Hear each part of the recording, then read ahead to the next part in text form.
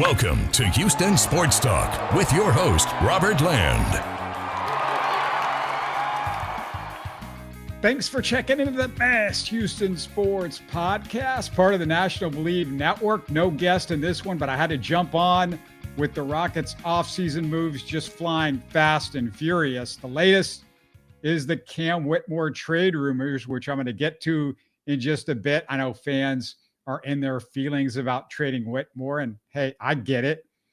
But I'm going to start off with the Dorian Finney-Smith signing, 4 years, $53 million. It's a total bargain for a high-quality veteran bench player, no matter how you look at it. Can you quibble with his three-point shooting, even though it's up and down? I guess maybe, but I can't. He shot 41% this past year. The previous two seasons, he shot 34%, but those two seasons, mostly in Brooklyn, which was really a mess over there. So I sort of discount most of that. The 2 years before that for the Mavs, he shot 39.5% both seasons. Finney-Smith had more great seasons shooting threes than Dillon Brooks. Is he better than Dillon Brooks overall? I'd say Dillon's better offensively because of the versatility in his offensive arsenal, but Finney-Smith should be less of a ball stopper. Can we agree on that, guys? More than anything, if you consider the two close as players, if you consider them like, it's a little bit close, but the deciding factor is their contracts. Finney-Smith getting paid like a bench player. It's $13 million a year compared to over $20 for Dillon. Adding Finney-Smith with Durant compared to Dillon and Jalen makes the Rockets way lengthier, taller, whatever you want to call it. They both have 7-foot plus wingspans. And when you look at the Rockets' main rotation, Jabari, Tari, Şengün, Amen, Finney-Smith, and Steven Adams, all those guys have a 7-foot plus wingspan. That matters in the NBA, of course. You could throw Capella into that mix too, even if he's not in the main rotation. Size typically wins in the NBA as long as that size can play good basketball. The Rockets can cover a ton of ground defensively. They've also improved their rebounding. Keep in mind, Finney-Smith averages 5.8 rebounds per 36 compared to Dillon's 4 rebounds. KD's rebounding slipped the last two seasons, but it's still 5.9 per 36 last year compared to Jalen's 3.8, 2 more rebounds for KD. This team can cover the court with length, and the rebounding is insane. They're doubling down on their strengths from last year. You might as well lean into that. And Udoka, the Rockets brass, the guys over there in downtown Houston are doing that, and that's fine. Let's get into the Capella signing for a bit. I was a huge fan of Capella's in his first Rocket stint, but the athleticism, it slipped dramatically. 3 years at $21 million. It might not seem like a lot, but for a non-rotation player, I'm not sure it's a good deal. Maybe they're still concerned about Steven Adams. If he's going to be limited again in minutes and back-to-backs, it makes total sense. But 3 things bother me. Number one, I'd much rather have spent this money for a player who's a shot creator and ball handler. Reed Sheppard is a big question mark. Whitmore was never a ball handler, even if they kept him. And we'll get into that in a bit. But the Rockets are relying totally on VanVleet, Amen, whose ball handling is not great, and Aaron Holiday. That's it. VanVleet misses games every year now. So now you become very limited as far as the ball handling is concerned. Any VanVleet injury and the Rockets can be ball pressured into turnovers, especially without anybody besides Holiday on the floor. Are you worried about that? Let me know in the comments. I want to hear from you guys. My second issue with the Capella signing is, why is Udoka so afraid of going a little smaller and putting Jabari at the center spot? They just show extreme confidence in this double big lineup, but you showed confidence in Jabari with that brand new contract too. I say small ball with Jabari is good, but he's 6'11", so not that small. You're still huge with Jabari. And then you have Tari and Durant, Finney-Smith that you can put out on the court with him. I don't get it. I don't get the freak out of we got to have 3 bigs in modern day NBA. And we just talked about that wingspan and length earlier that they've got all over the court as is. So what's the deal here? Why is Udoka so scared to lean into modern basketball? Occasionally, how about spreading the floor a little bit? And, there are going to be teams where that's going to be something that you want to do. You want to spread the floor with. So that's my second one. My third issue is Capella's 3-year deal. He's not aging well. He's 31 years old. Why sign him for 3 years? Maybe it took 3 years to get him to sign, but this could be bad money sooner rather than later. I'm sure you guys will get in the comments and say, oh, this is better spent money than the $8 million on Jock Landale. But Jock was always a trade chip, wasn't he? That contract was built to be traded. Jock was also signed when you weren't spending huge money on Durant, Şengün, Jabari, and potentially Tari. And we're going to get to Tari a little bit too, but did a much cheaper N'Faly Dante make more sense? That's also worth a thought.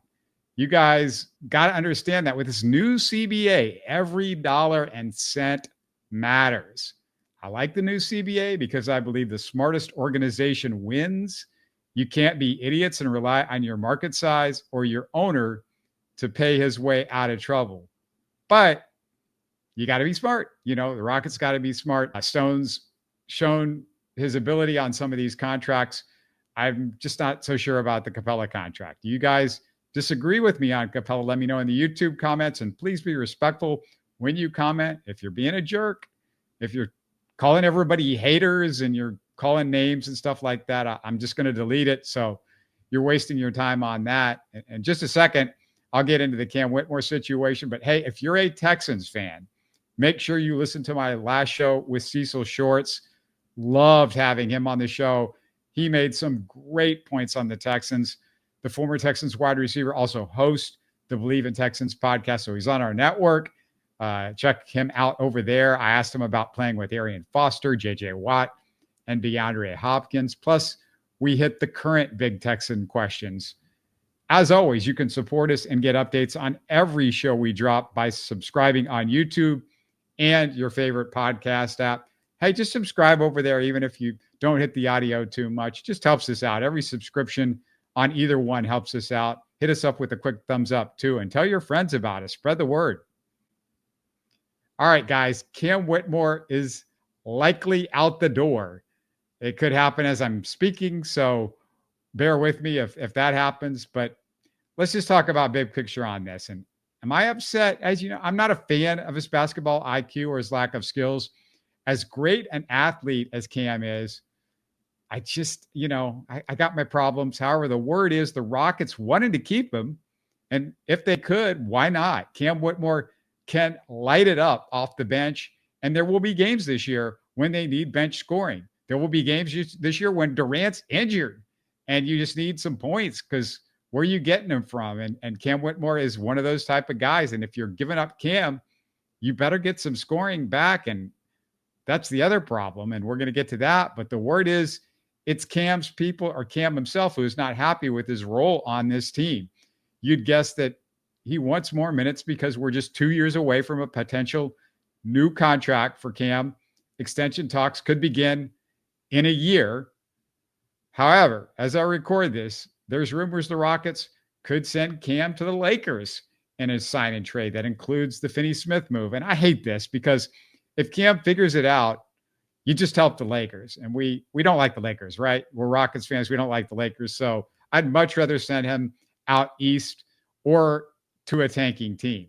If you send him to a tanking team, you can get good second-round picks in return.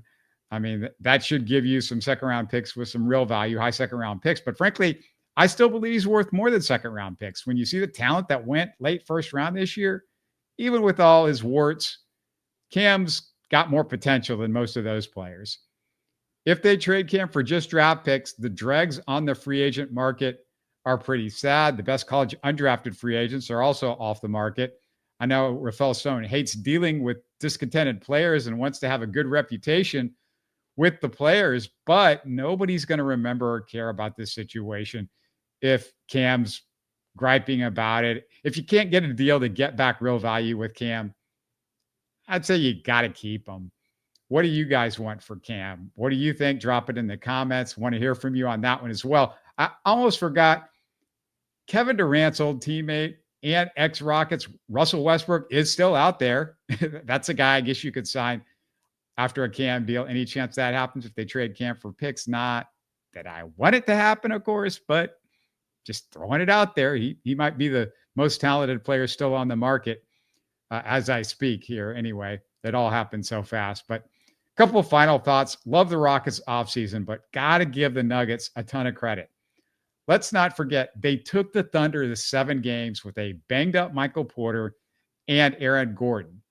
Speaking of Michael Porter, the deal to get Cam Johnson for Porter was a perfect trade for them because it basically was 3 for 1. It gave them the ability to bring back Bruce Brown and add Tim Hardaway. Can't argue with those two as bench options. Hardaway's streaky, but when he's on a heater, you got Jokic feeding him. Bruce Brown's trustworthy, already helped him out in that first championship that they got a couple of years ago. They also robbed the not too bright Sacramento Kings and trade Dario Saric for Valanciunas. You could also include that in the Michael Porter trade, 4-for-1 deal maybe, because they took back more salary in that move that they might not have been able to do. The Nuggets' terrible bench just became way, way stronger. Cam Johnson's missed time in recent years, but I still don't trust Porter's injury history. It's only a matter of being available in the playoffs for Cam or Michael Porter. Will Cam be healthier than Porter was this year? We'll see. Of the legit contenders in the East or West, the Nuggets are right there. They're right there with the Rockets as far as best off seasons. Are they a better team than the Rockets? I don't know. It's pretty close. Yes, the Hawks. The Hawks made some nice moves. You might say, well, they're contenders now. They're not with the Rockets and Nuggets in my mind, but I just can't, buy into these Eastern Conference guys as championship contenders. However, the Hawks are a team that, out East, I guess has got a shot. It's wide open. And for those wondering about the Bucks and Giannis and potential Giannis trades, of course, I'm guessing they're pretty sure he's committed to stay for a while if they're signing Miles Turner and stretching Lillard. I can't believe they're going into a season with Kevin Porter Jr. as their starting point guard. I feel sorry for Giannis having to deal with that. Definitely don't think Giannis is getting moved in the next year, maybe next off season, but his value goes down with every year because it's a year left on that contract after this next year. Plus, it's another year older for Giannis at that point. A couple last thoughts on the Rockets. We're still waiting on a Tari Eason extension, and I'm not panicking if there isn't one this offseason. Notice, guys, how nobody typically bids on players in restricted free agency. I'm just not a believer in giving Tari a contract close to Jabari, considering the injury concerns and my concerns about Tari's IQ. Like, somebody's going to have to next year go out there and trust Tari enough to overpay him, give him way more than the Rockets would want to, and they're going to have to hold that money on the books, maybe not signing somebody else. That's the issue with restricted free agency. And I love Tari, but look, he's a bench player on a championship type team at best right now. He's got to gain my trust to be smarter and not pick up terrible fouls. We saw him do it in the Golden State series. Also, his shooting is better around the basket, but it hasn't improved much outside. He's an older guy considering, when they drafted him. And at his age, I kind of feel he is what he is as a shooter, scorer. There's going to be some minor improvements, but that's kind of where I see him at this point. Maybe he's worth around 17 or 18 million a year. I don't know. What would you guys give him as a contract extension? That's probably the range I'm looking at. Nowhere near the mid-20s that they gave Jabari. Just because, Jabari's been healthier. He's been more available. The shooting is real, I think. We're going to see it next year. But, hey, let me know in the comments. And finally, don't forget to explore our YouTube channel and check out my Rockets History and Memories playlist. I've got interviews remembering Rockets legends like Moses Malone, Charles Barkley, Bill Fitch, and Gene Peterson. I've got a really interesting guests that I've had on over the years talking about them. There's interviews with Colin Murphy, Moochie Norris, Robert Reed, and Clutch City champion Chucky Brown, plus tributes to Rudy T and Akeem with clips from interviews of all of our guests talking about how good those two guys were. Also, I've got old features that I produced for the Rockets telecast on Glenn Rice, Tracy McGrady, Steve Francis, and Walt Williams. They're fun, features if you've never seen them. Walt talking about his rapping and Glenn Rice mic'd up in a Rockets game is worth a look. Just to give you guys a sample of what you'll find, I'm going to close out with a clip from my interview with Rockets forward Rodney McCray. Rodney was on the finals team in 1986 and made that inbounds pass to Ralph Sampson in the 86 Western Conference Finals game clincher. He told me the story about that pass that put the Rockets in the finals against the Boston Celtics, that legendary Celtics team. It's one of the most memorable game winners in NBA history. Rodney to Ralph to win the game, put the Rockets in the championship. Unbelievable moment in the history of this franchise. Here's Rodney telling that story, and hopefully this inspires you guys to find Rodney's full interview up on YouTube. I've heard you say that, Ralph, you weren't surprised that he made this shot because he practiced that shot. Coach Fitch would always say you have to have a basic go-to move. If we call your number a shot that you could depend on, it may not necessarily go in, but it's going to give us the best opportunity to possibly tie the game or win the game. And he would shoot some shots like that over his shoulder. It is not the prettiest shot, but when we went out there for the formation and I saw how the Lakers were lining up, I was anxious. I was just had my hands ready, like, please, official, give me the ball, like, right now before the Lakers realized that I have a direct line straight to Ralph. And I remember Worthy looking at Coach Riley, you want me to get on the ball, you want me to fall back in Ralph's lap, or how you want me to play it? And they were kind of in limbo, and when he gave me the ball, I was like, just make a good pass to him. McCray will inbound, 1 second on the clock. Sampson. A miraculous shot by Ralph Sampson has given the Houston Rockets a trip to Boston for the NBA World Title. And I got a direct line to him, and he touched his hand. He shot it over his shoulder, and it bounced up. And it almost looked like when you slowed it down, Mitchell Wiggins was like right there. Like he was like, man, I could tip this in, and I'm glad he just let it go. And it trickled in.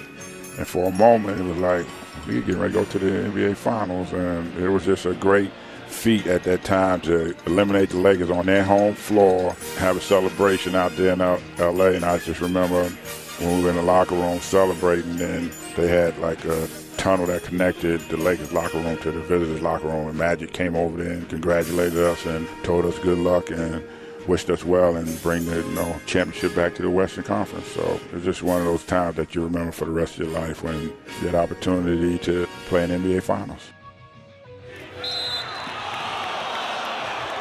You're listening to Houston Sports Talk. Hey, don't forget to support us by subscribing and commenting on YouTube. You can always listen to us on Spotify, Apple, or your favorite podcast app. Tell your friends about us and share our show links on social media. Spread the word, everybody. Thanks for listening.